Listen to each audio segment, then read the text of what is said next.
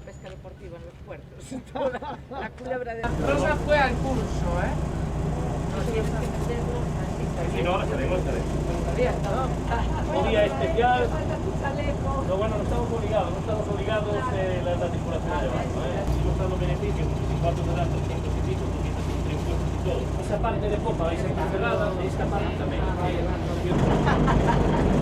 Vamos a la tapa,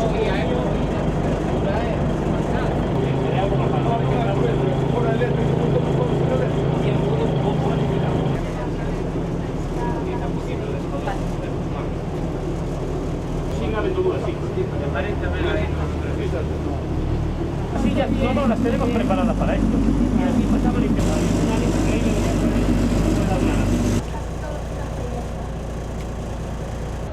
¿Cómo va el día, si pregunta?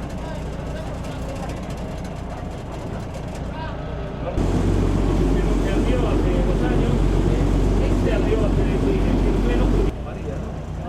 Alba.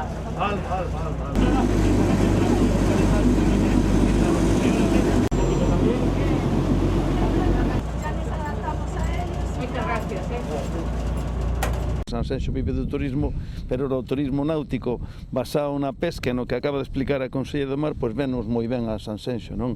É dicir que estamos encantados de que isto se firma aquí en Porto Novo e agradecerlle tamén ao patrón maior todo o que está facendo para dar unha nova oferta turística que nos ven moi ben en Sanxenxo, porque aparte pescase todo o ano, polo tanto nós sempre dicimos que Sanxenxo ten 365 días diferentes, este é un deles.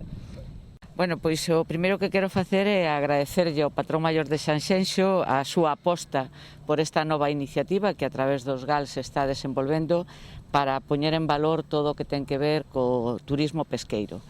É certo que Galicia é unha comunidade autónoma que non se entendería sin o seu mar e eu lle agradezo a Sauro neste caso pois que fixeran esta nova aposta por diversificar tamén a nosa actividade. Con el o que buscamos son dúas cousas. Por unha parte, pois, diversificar a actividade do propio sector pesqueiro, pero tamén poñer en valor o traballo que tantos profesionales están a facer todos os días, de tal xeito que a xente poida embarcarse nunha das embarcacións normales das que eles utilizan para traballar todos os días, conozan como se fan as diferentes actividades pesqueiras, coñezan cada un dos artes de pesca que eles utilizan e poñan en valor todo ese traballo para que despois, cando actúen como consumidores, sepan valorar pois as riquezas dos nosos mares, a calidade das nosas augas e ao mesmo tempo tamén nos axudan dentro do propio sector pesqueiro a promocionar todo o entorno das illas atlánticas, ese paraíso que temos en Galicia e que ao mesmo tempo que se explota turísticamente tamén se explota como unha fonte de riqueza para o sector pesqueiro. Polo tanto, eu quero agradecerlle a Sauro a súa implicación, foi dos primeiros que apostou por este proxecto desenvolto dentro dos GAL.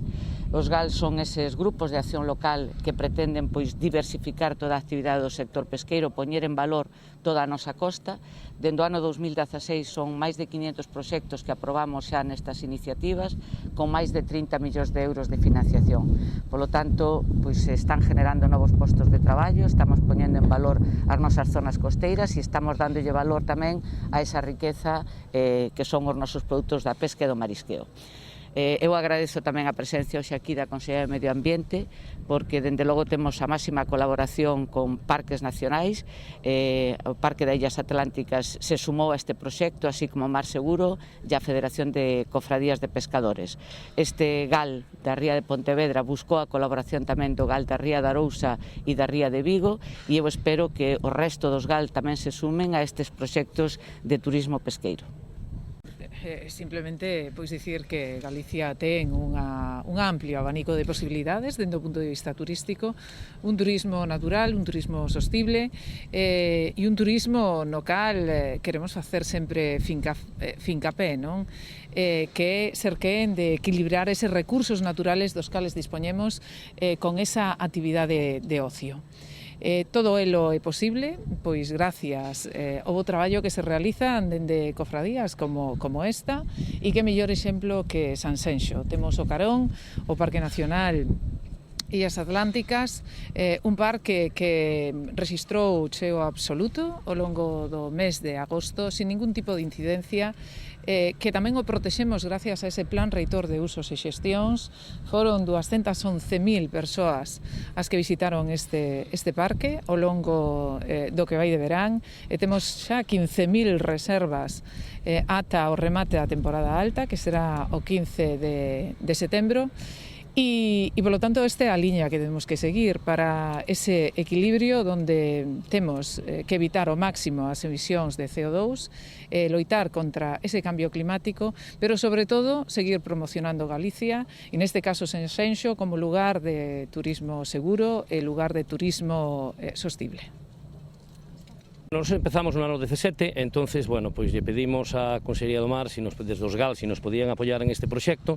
Empezamos a camiñar, fixemos o que son os cursos de guías turísticas acreditados, empezamos con incertidumbre, pero unha vez empezado o 5 de julio, pois nada, a cousa empezou a ser positiva, e agora mesmo pois terminamos o verán considerando un éxito, e outros moitos mariñeiros se queren sumar. O cal por aquí lle pedimos a Conselleira do Mar e a Conselleira si pode volver a licitar cursos, porque moita xente interesada, temos unha gran demanda. Ahora mesmo para levar xente en setembro temos xa 16 reservas, os primeiros 10 días, o cal está ben, 16 reservas de familias, estamos a falar de grupos de máximo de 4. Isto nace para diversificar o noso, enseñar o noso traballo e evitar, sobre todo, a incidencia do esforzo pesqueiro. O cal se consigue, unha vez que ti levas un barco como este de 4 personas, pois ten un gasto aproximado de uns 1.100-1.200 euros a semana, non? Vamos a ser claro e falar de números, porque se a realidade, para que os compañeros me estén escoitando, que significa? Se tes ese gasto e ti arrancaste con 10-12 turistas esa semana, 10-12 na máis, estamos a falar dunha media 80 que se lles cobra, 40 os nenos, 800-900 euros. Esta empresa, se igual que todas, unha vez que acaban gastos, empezan beneficios. Entonces estás xa cun alivio de gastos, vas entrando en beneficios, e iso relaxa o que o esforzo pesqueiro. E, bueno, pois eu animo desde aquí aos demais compañeiros que se sumen, porque temos o apoio da Consellería, temos os GAL que nos axuda constantemente, e, sobre todo, temos unhas axudas do FEN, do Fondo Monetario de Pesca, o cal, a través da Consellería do Mar, todos os gastos que se han que facer relacionados solo co turismo pesqueiro. Isto non é o que aumentar o barco para facer esforzo, non, ao revés. Isto é para diversificar, e temos o apoio da Consellería, os GAL que nos van a axudar constantemente na preparación administrativa, e eses fondos que van a paliar os gastos. Polo cal eu animo os compañeiros a facer o curso, que eu sei que xa hai moita xente interesada. Desde aquí novamente vou a pedir que nos tendan a man para facer eses cursos, que é necesario primeiro un curso acreditativo. Isto non ten nada que ver con pasaxe, nada polo estilo. Hai un marco regulatorio do mes 2 do ano 19 que vai ser moi concreto e moi preciso. Hai que levar cada barco a súa xente que lle manda para enseñar o noso esforzo, o noso traballo, e darlle un valor engadido a eso. E nada máis, máis ou menos e por encima, ese é o proxecto. Con que artes estiveches este verán?